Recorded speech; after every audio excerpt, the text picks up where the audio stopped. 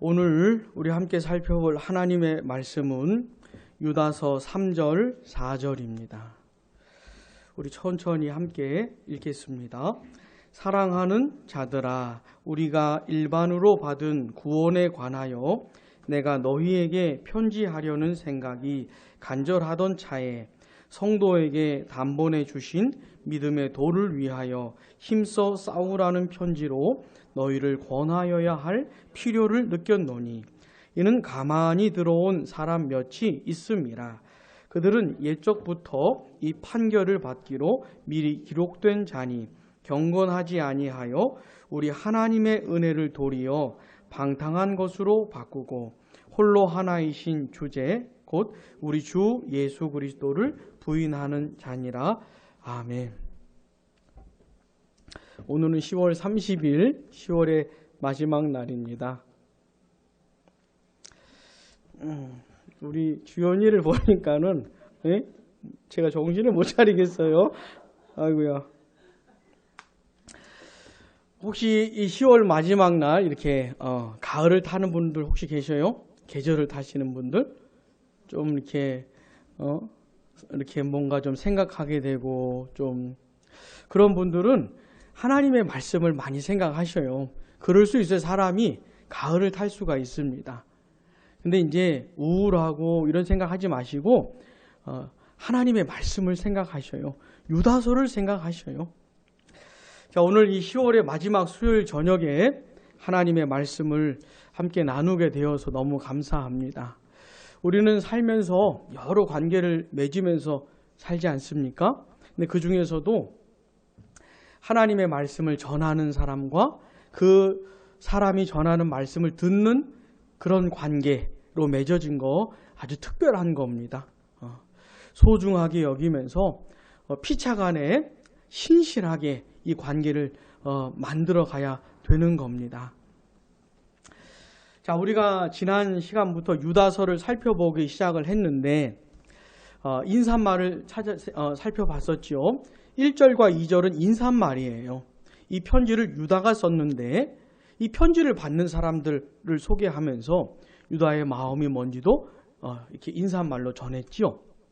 그 내용을 통해서 우리가 생각해 봤던 게 뭐냐면 예수님을 믿는 사람이 어떤 사람인가 하는 겁니다. 예수님을 믿는 사람. 자, 예수님을 믿는 사람은 어떤 사람입니까? 예수님을 자기의 주인으로 모시는 사람이에요. 자, 십자가에 못 박혀 죽으신 예수님을 구원자로 받아들여야 되잖아요. 그게 그분을 믿는 거거든요. 그분을 믿음으로 죄 용서를 받는 것인데 그냥 구원자로만 믿는 게 아니고 자연스럽게 그분을 주님으로 모시는 겁니다. 그러니까 주인이 바뀌는 거죠. 옛날에는 내가 주인이었잖아요. 내 인생에.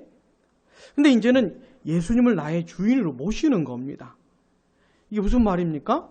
나는 더 이상 내 마음대로 안 살겠습니다. 이제부터는 예수님 마음대로, 예수님 뜻대로 살겠습니다. 이렇게 결정적인 각오를 하는 사람입니다. 결정적인 결단을 내리는 사람이에요. 그분을 나의 주인으로. 물론 완벽하게 살 수 있는 사람은 없지요. 그러나 결정적인 그 시점을 갖는 겁니다. 그러면서부터 그분을 주님으로 모시고 살기 위해서 애를 쓰는 것이죠. 이런 사람이 예수 믿는 사람입니다. 또 예수 믿는 사람은 어떤 사람이었습니까? 하나님이 불러주신 사람입니다. 절대로 내가 스스로 내가 먼저 하나님께 어떤 반응을 보일 수가 없어요. 성경은 예수 안 믿는 모든 사람들에 대해서 영적으로 죽어 있다고 말하기 때문에 죽은 사람이 뭘 어떻게 할 수 있는 게 아니기 때문에 하나님이 먼저 역사해 주시는 겁니다.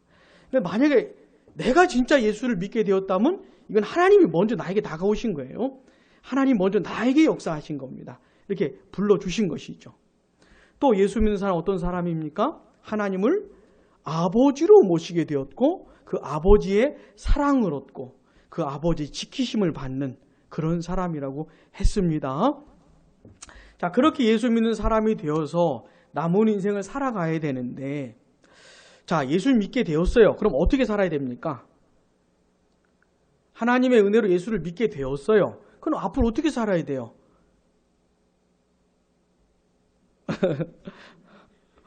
뭔가를 대답을 해주실 때는 저한테까지 들리도록 자, 예수 믿는 사람이 되었으면 어떻게 살아야 돼요? 예수 믿는 사람답게 살아야죠. 어렵지 않습니다. 이 내용은 어렵지만은 복잡하지 않아요. 간단한 겁니다. 예수 믿는 사람답게 사는 것이에요. 근데 이게 너무 힘든 것이죠. 그래서 뭐가 필요합니까? 긍휼과 평강과 사랑이 필요한 것이에요. 계속 이걸 받아야 돼요. 그래서 유다가 그 성도들에게 이렇게 권면하고 이렇게 바라고 있는 것이죠. 자, 이제 드디어 유다가 본론을 꺼내기 시작합니다. 하고 싶은 얘기를 이제 하는 거예요. 인사하고 하고 싶은 얘기를 꺼내는데 이 편지를 받는 사람들을 향해서 그들을 뭐라고 부릅니까? 3절 앞부분에 보시면 사랑하는 자들아. 혹시 우리 주일 아침 예배 설교 기억나십니까? 사랑하는 자들아 이 말 들으면 생각나셔요? 자, 사랑하는 자들하고 하는 거는 이게 립 서비스가 아닙니다. 그러니까 유다가 이 사람들을 향해서 이런 말을 딱 던질 때는 진짜 사랑을 하는 사람이에요. 사랑하기 때문에 이렇게 말을 하는 겁니다.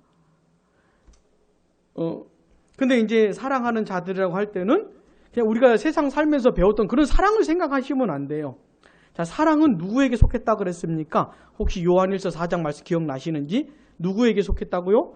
하나님께 속한 것이죠. 그분이 먼저 보여주신 것이죠. 아들의 죽음을 통해서. 그래, 분명히 유다는 그 하나님의 사랑을 경험한 사람입니다. 아는 사람이죠. 그리고 그렇게 받은 사랑을 가지고 다른 성도들을 바라보는 사람입니다. 그 마음으로 대하는 사람들이죠. 그래가지고 그들을 사랑하는 자들아 이렇게 부른 겁니다. 특별히 딴 것도 마찬가지지만 속에 없는데 있는 척 하시면 안 돼요. 속에 없는데 있는 척 하시면 안 돼요. 사랑하지도 않으면서 사랑합니다. 아니 어쩌면 사랑 안 하니까 또 그렇게 말을 하는지 모르겠지만은 그렇게 하시면 안 돼요. 전혀 유익이 없습니다. 진짜 사랑할 때 사랑하는 자들아 이렇게 말을 해야 돼요. 자, 교회는 있잖아요. 특별한 공동체입니다. 하나님이 사랑으로 불러주신 공동체예요. 하나님의 사랑을 받은 사람들이 모인 곳이 이 교회입니다. 근데 그 하나님께 받은 사랑은 어떻게 해요? 쌍방 간에, 서로 간에, 여러 사람들 간에 흘려보내야 하는 것이죠. 그래서 우리가 내가 너를 누군가 누구에게 사랑하는 자들아 이렇게 부를 수가 있어야 돼요. 마음에 걸리면 안 돼요. 자, 마음에 걸려요. 내가 누군가를 향해서 사랑하는 자들아 이렇게 말 못하겠어요. 그러면 뭐라고요? 빨간불 켜진 겁니다. 벌써 이게 되게 심각한 것이에요. 부디 사랑하는 자들이라고 말할 때 양심에 안 걸리는 진짜 사랑해서 사랑하는 자들 이렇게 말할 수 있는 그런 교회가 되면 좋겠습니다. 자, 완벽한 공동체 만들 수 없습니다. 그런 거 없어요. 여러분 그 길 가다 보시면 공사 중이라는 거 많이 보시죠? 여기도 우리 교회 근처에도 한참 공사 중인 것 같은데 우린 다 공사 중인 사람들이에요. 교회도 이 땅에 있는 교회도 공사 중인 겁니다. 다만 애쓰고 노력하는 것이죠. 자, 유다가 이렇게 사랑하는 자들아 라고 부르면서 유다가 지금 뭔가에 사로잡혀 있어요. 무슨 생각에 이렇게 사로잡혀 있는데 그게 뭔지를 말해주고 있는 겁니다. 3절 보시면 사랑하는 자들아 그 다음 같이요. 우리가 일반으로 받은 구원에 관하여 내가 너희에게 편지하려는 생각이 간절하던 차에 아멘. 그러니까 지금 유다가 이 성도들에게 편지를 하고 싶은 거예요.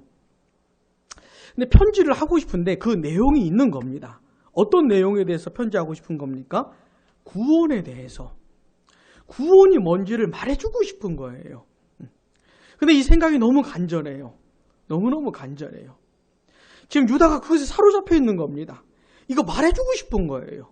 구원이 뭔지, 구원을 어떻게 받는 것인지, 내가 구원받으려면 어떻게 해야 되는 것인지, 구원받은 사람은 어떻게 살아야 되는 것인지 이런 얘기를 막 하고 싶은 거예요. 지금 유다가. 그런데 그 구원에 대해서 뭐라고 말하는 겁니까? 일반으로 받은 구원이라고 표현을 하고 있는데, 여기서 말하는 일반으로라고 하는 표현은 공통적으로라는 말입니다. 공통적으로. 자, 구원은 누가 받습니까? 구원은 어떻게 받죠? 두 글자. 무엇으로 받죠? 구원은 믿음으로 받죠. 제가 질문을 너무 많이 하니까 헷갈리시나 봅니다. 구원은 무엇으로 받습니까? 믿음으로 받습니다. 우리 예수님 이 세상에 오셔서 그분이 우리를 구원할 걸 다 하셨어요. 다 이루셨어요. 나 대신 고난당하시고 십자가에 피 흘려 죽으시면서 죄값 다 치르셨어요. 또 나 대신 완벽한 인생을 살아내셨습니다. 나에게 허락하실 그 의를 이루어내셨습니다. 자, 예수님이 다 하셨어요. 그분이 구원하실 걸 다 하셨어요. 근데 그분을 통해서 구원을 받는데 누가 구원받는다고요? 예수님을 믿는 사람이 구원을 받는 겁니다. 근데 이 믿음은 누가 선물로 주신다고요? 하나님이 선물로 주시는 것이에요. 하나님이 주신 믿음을 발휘하는 겁니다. 근데 누구든지 예수님을 믿으면 다 구원받습니다. 차별이 없어요. 다 구원받습니다. 여기서 말하는 공통적으로라는 말은 바로 그 말이에요. 다 구원받는다는 것입니다. 예수님을 믿는 사람은 다 구원받는다는 그런 말이에요. 자, 지금 유다가 이 구원에 대한 생각이 가득해요. 사랑하는 성도들에게 이 말을 막 해주고 싶어요. 지금 말해주고 싶어요. 이거에 사로잡혀 있어요. 그래가지고 이제 편지를 막 쓰려고 했던 겁니다. 여기 보시면 편지하려는 생각이 간절하던 차에라는 표현이 뭐냐면 온갖 노력을 했다는 거예요. 지금 모든 노력을 지금 하고 있다는 겁니다. 유다가. 사랑하는 여러분, 지금 유다가 무엇에 사로잡혀 있는지를 생각해 보셔야 돼요. 뭔가를 깊이 생각하고 있습니다. 여러분, 예수 믿는 사람들은 어떤 사람이냐면 뭔가를 생각하는 사람이에요. 뭔가 마음에 있는 사람입니다.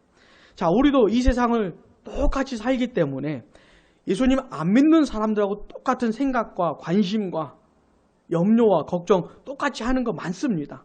공통분모가 많아요. 우리 누군가는 지금 굉장히 중요한 시점을 앞두고 있기 때문에 그 생각을 많이 하지 않습니까?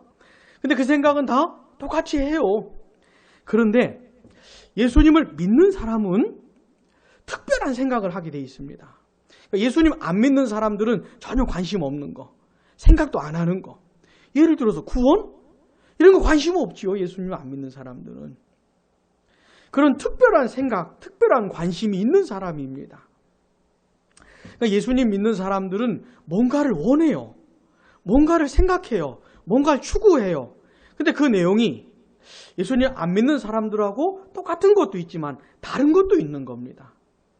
아, 예수 안 믿는 사람들하고 다른 걸 생각해서 다른 걸 생각하는 걸 보면서 예수 믿는 사람이구나 라고 알 수가 있지요. 예를 들어서 하나님을 너무 사랑하고 싶어요. 하나님이 너무 사랑스럽고 어떻게 하면 하나님의 뜻대로 살까? 이런 고민하고 내 한 번밖에 못 사는 인생 어떻게 하면 하나님의 영광을 위해서 살까? 이런 생각들을 하지요. 근데 예수님 안 믿는 사람은 절대로 그런 생각을 안 합니다. 이런 차이가 있다는 걸 꼭 기억을 하셔야 됩니다. 그래서 나는 지금 뭘 생각하는가? 나는 지금 뭘 원하는가? 유다는 구원에 대해서 지금 생각을 하고 있었어요. 그런 것처럼 나는 뭘 추구하고 있는가? 혹시 세상 사람들하고 다른 걸 생각하고 추구하는 게 있는가? 이걸 좀 따져보셔야 되는 겁니다. 자, 그렇게 유다가 구원에 대해서 편지하려고 애를 쓰다가 갑자기 딴 얘기가 딴 내용이 필요하게 생각이 된 겁니다. 구원에 대해서 처음엔 편지를 쓰려고 하다가 갑자기 다른 내용을 편지 쓰게 된 것이에요. 다른 걸로. 3절 중반 보시면 간절하던 차에 같이요. 성도에게 단번에 주신 믿음의 도를 위하여 힘써 싸우라는 편지로 너희를 권하여야 할 필요를 느꼈노니. 그 생각에 사로잡혀 있는 유다에게 어떤 필요가 느껴진 겁니다. 필요가. 유다가 사랑하는 그 성도들에게 다른 내용으로 편지해야 될 필요가 느껴진 것이죠. 자, 어떤 내용입니까? 믿음의 도를 위하여 힘써 싸우라. 그러니까 사랑하는 성도들에게 힘써 싸우라고 하는 편지를 써야 될 필요를 느낀 겁니다. 근데 뭘 위해서요? 믿음의 도를 위해서.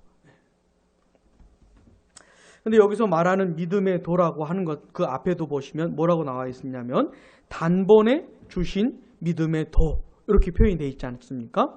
이 단번에라고 하는 표현이 무슨 말이냐면 딱 한 번인데 영원한 효력을 가진 그런 의미입니다.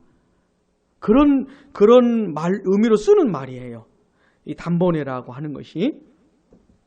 자, 다시 믿음을 얘기해 본다면요. 하나님께서 예수님을 믿을 수 있는 믿음을 선물로 주십니다.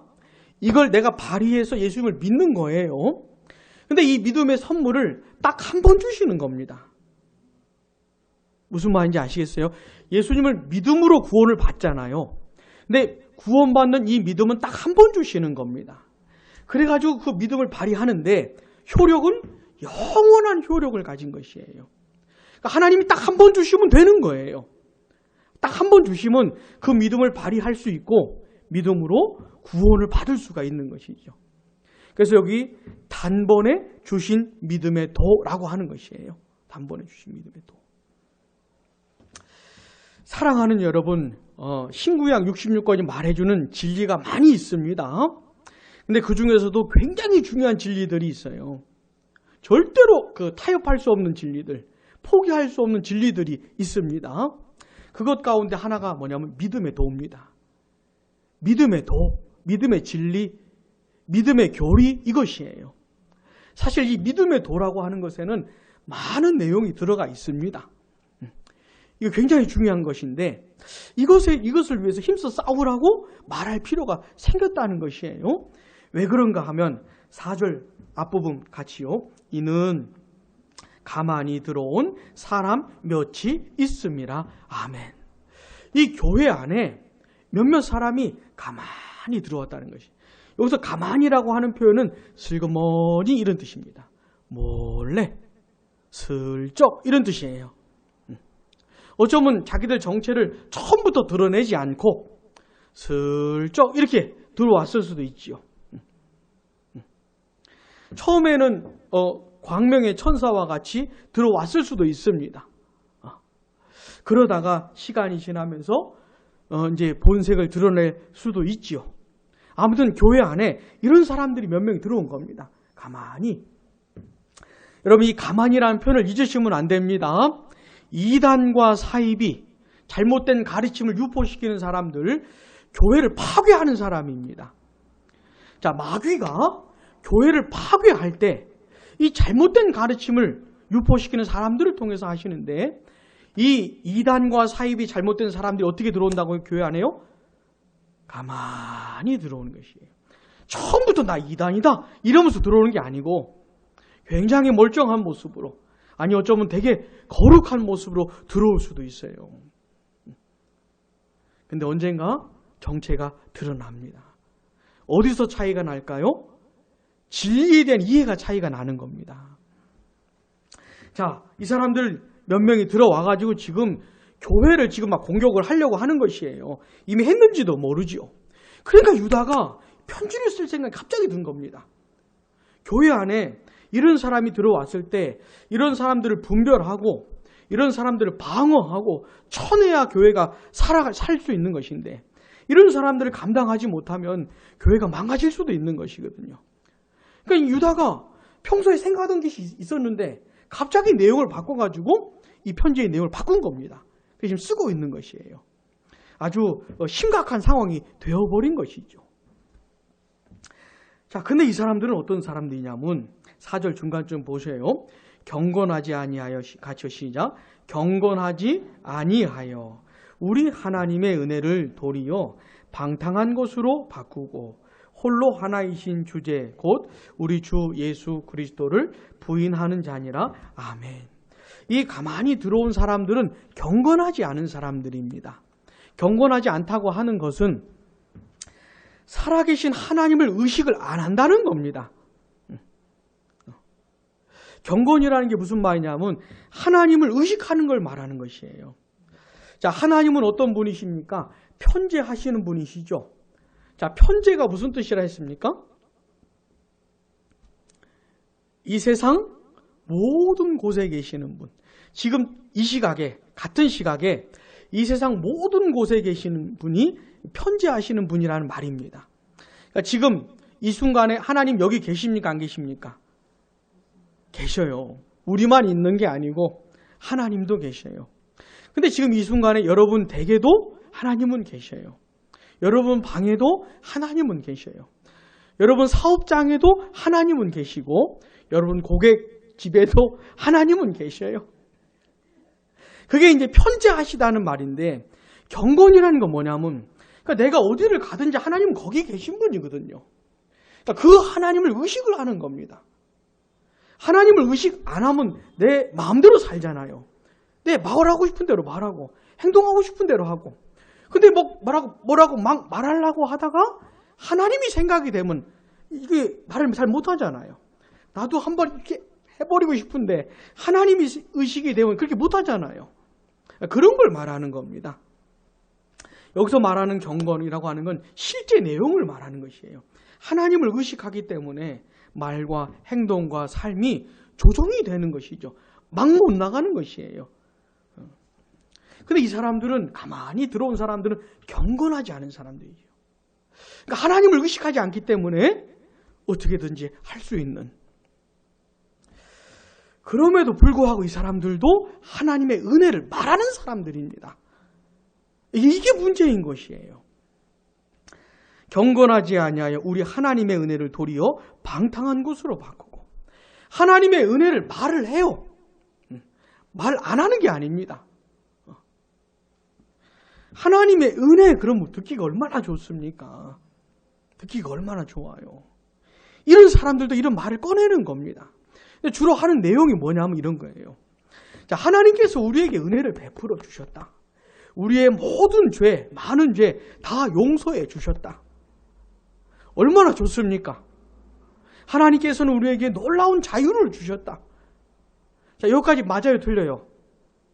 맞습니다. 놀라운 자유를 주셨어요. 근데 이제 후반부가 문제인 겁니다. 그러니까 막 살아도 돼.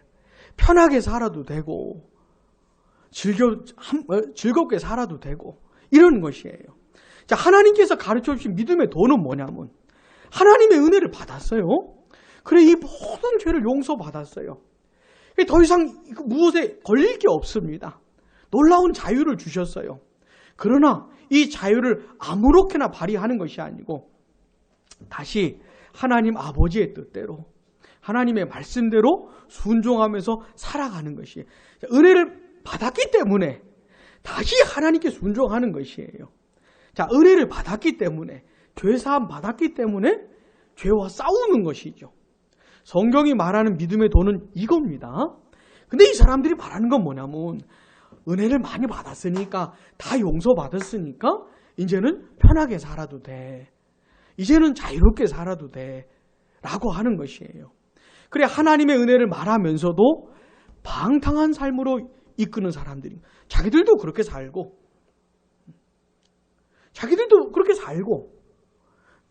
그런 걸 생각하고 있기 때문에 그렇게 사는 것이에요. 그러면서 교회 안에 가만히 들어와 가지고 하나님의 은혜를 말하는 것 같긴 한데 그 사람을 가보자 보면은 방탕한 삶, 하나님이 원하지 않는 삶으로 간단 말이죠. 이 사람들이 지금 이런 짓을 하고 있는 겁니다. 자, 나무는요 열매로 압니다. 나무는 열매로 알아요. 이게 좋은 나무인지 나쁜 나무인지 열매로 아는 겁니다. 그러니까 어떤 사람이 하나님의 은혜를 말하고 막 복음을 말하고 좋은 얘기를 말하는데 삶을 보니까 아니다. 이건 아닌 것이에요. 무슨 말인지 아시겠죠? 이 유다가 지금 편지를 쓰게 만든 이 사람들은 하나님의 은혜를 말하는데 그걸 방탕한 것으로 바꾸는 사람들입니다. 또 이 사람들은 예수님을 주님으로 모시는 사람들이 아니에요. 자, 바꾸고 그 다음 보시면 홀로 하나이신 주제라고 했잖아. 이거는 유일하신 주인이란 뜻입니다. 주라는 뜻이에요. 곧 우리 주 예수 그리스도를 부인하는 자니라. 우리 예수님은요, 온 우주 만물의 주제가 되십니다. 온 우주 만물의 주인이 되셔요. 다 예수님 뜻대로 다스리시는 겁니다. 존재하는 모든 것들은 어떻게 해요? 예수님을 주인으로 모시고 살아야 되는 것이에요. 그게 당연한 건데 이 사람들은 예수님을 주인으로 모시는 게 아닙니다. 그러니까 예수님 뜻대로 안 살지요. 예수님 마음대로 안 살지요. 그분을 자기 주인으로 모시질 않기 때문에. 자, 이런 사람들이 교회 안에 가만히 들어온 것이에요. 자, 생각을 해보셔요. 가만히 들어와서 잘못된 가르침을 유포시키는 겁니다. 그래가지고 교회가 하나님의 은혜도 말하고 복음도 말을 하는데 이상하게 방탕한 길로 자꾸 가요. 거룩하지 않은 길로 자꾸 가요. 이스라엘 사람들이 교회를 이런 식으로 망가뜨리는 것이거든요. 이런 상황을 간파하고 유다가 갑자기 내용을 바꿔가지고 편지를 쓰고 있는 것이에요. 대단히 심각한 상황에 놓여있기 때문에 교회가. 그래서 이 필요를 느끼고 편지를 쓰고 있는 겁니다. 단번에 주신 믿음의 도를 위해서 어떻게 해요? 힘써 싸워라. 싸우는 겁니다. 힘써 싸워야 되는 것이에요. 자, 교회는 힘써 싸워야 되는 겁니다. 마치 교회는 군대와 같아요. 힘써 싸우는 군대와 같습니다. 근데 뭐하고 싸울까요? 막 물리적으로 싸우는 게 아닙니다. 그래서 믿음의 도를 위해서 힘써 싸우는데 어떻게 싸워야 돼요? 우리 막 물리적으로 싸우는 것이 아니에요. 요즘 교회 또 데모를 많이 하지 않습니까? 좀 생각을 좀 해봐야 되는 것이 우리 막 물리적으로 막 이렇게 싸우는 사람들이 아닙니다. 근데 교회가 무엇과 싸워야 되는 거냐면 잘못된 가르침과 싸워야 되는 것이에요. 교회를 파괴하는 것은 잘못된 가르침인 겁니다. 먼저는 물론 우리가 이단, 사이비 여러 가지 잘못된 가르침들에 대해서 배워야 합니다. 그런 적군들에 대해서도 배워야 돼요. 그래야 분별하고 싸우지만 그보다 먼저 믿음의 도가 뭐냐를 먼저 배워야 돼요.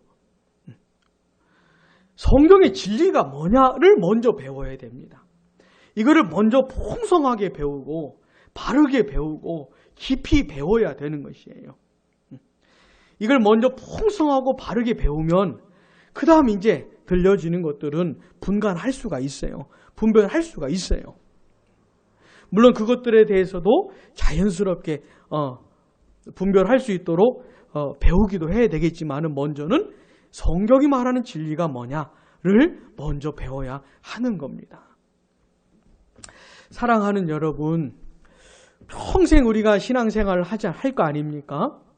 교회도 다니고 말씀도 배울 텐데 그냥 교회 다니면서 설교 듣고 아 좋다, 은혜 받았다 이러고 끝나고 이렇게 사시면 안 돼요. 그 정도로 하시면 안 됩니다. 반드시 믿음의 도를 개별적으로 알아가셔야 돼요. 여러분이 다 알아가셔야 됩니다. 아 좋다 이 정도가 아니고 신구약 66권이 말해주는 진리의 체계를 잡으셔야 돼요. 제가 여러 번 말씀드렸지만 이 건물만 해도 이 기초가 있고 기둥이 있지 않습니까? 기초와 기둥은 이 건물의 되게 중요한 부분들 아닙니까? 그런 것 같은 진리들이 있어요. 이 성경의 진리는 마치 집과 같아서 기초나 기둥과 같은 중요한 진리들이 있습니다. 이 건물을 떠받치는 막 그런 진리들을 알아가셔야 돼요. 그리고 그런 진리들로 체계를 잡으셔야 됩니다. 그래가지고 어떤 사람이 무슨 얘기를 딱 꺼내면은 이게 분별이 돼야 돼요. 하나님의 은혜, 복음, 하나님의 사랑, 그럼 얼마나 듣기 좋습니까? 그러나 그 다음도 들어봐야 되는 것이. 그래서 어쩌자는 건데, 그래서 어떻게 살자는 건데, 여기까지도 들어봐야 되는 것이에요. 그래서 당신은 어떻게 살고 있는데, 이렇게 좀 믿음의 도를 먼저는 분명히 좀 알아가셔야 됩니다. 자, 우리 양무리 교회 신앙생활 하고 계시는데 조금 도움은 됩니까? 목회자 위로받으라고 아멘 하시고 그러시면 안 됩니다. 정말로 도움을 받으셔야 돼요. 그래서 제가 우리 양무리교회 성도들 만나면서 집중하는 부분이 그 부분이에요. 그냥 우리 보통 교회 다니면서 은혜 받았습니다 하는 말을 얼마나 많이 해요. 그런 거 말고 성경의 진리를 정말 알아가는 것이죠. 그래서 진리가 형성이 되고 쌓이게 되고 분별하게 되고 이게 이제 주요 목표 중에 하나입니다. 그래서 주일 아침 예배 설교를 통해서든 이 수요 성경 강해를 통해서든 수요 오후 교리 공부를 통해서 이게 다 다양하게 제가 접근을 하고 있는 거예요. 여러분들은 느끼고 있는지 모르겠지만은 저는 제 나름대로 여러분들 유익을 위해서 최고의 각도를 가지고 지금 접근을 하고 있는 것이에요. 그래 어쨌든 다 유익을 얻으셔가지고 반드시 진리의 사람이 되어야 됩니다. 반드시. 그래서 문 얘기를 들으면 변론도 할 수 있고 반박도 할 수 있고 옳으면 받아들이고 틀리면 거부할 수 있는 그런 사람이 되어야 되는 것이에요. 자, 유다가 왜 갑자기 편지를 바꿨는지 아시겠죠?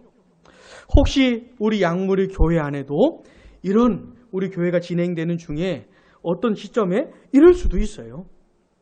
어떻게 해야 됩니까? 분별하고 이겨내야 하는 것이죠. 부디 하나님의 진리를 풍성히 알게 되는 우리 양무리 교회 되기를 바랍니다. 우리 시간에 좀 같이 기도하겠습니다.